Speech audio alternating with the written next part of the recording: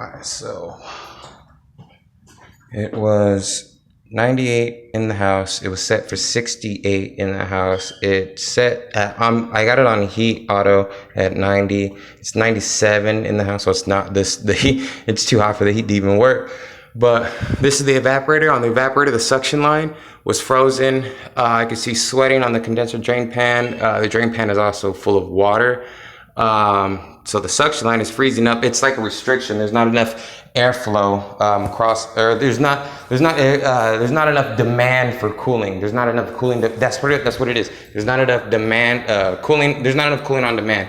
So it's 68 degrees. It might have gotten lower than that, but that suction line is a low temperature, low vapor, low liquid refrigerant state. So when that goes outside, and it's cold outside at night, and it gets to roughly around that temperature, 68 degrees, 75 degrees, roughly on that, it's gonna get around that temperature at night. This is a low temperature. So this pipe, that's the ice that was on it. There's the ice that's on. This pipe gets below 32 degrees freezing.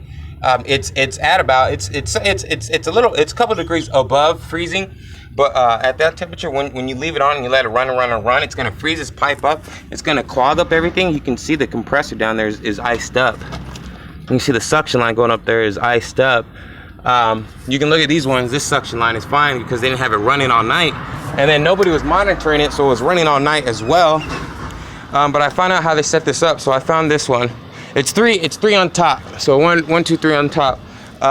So it's bottom level, second level, top level, and then you just follow it. So and I also saw the numbers here, so this is how I know now.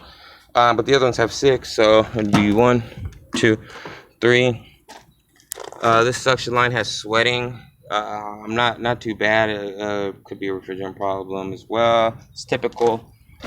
But this one is the main problem with the frozen ice coils. Pretty much just because there could have been a restriction. The air filter was a little bit dirty, but there was just not enough cooling on demand. It didn't need that much cooling. It was set to 68 in the house, and it ran all night.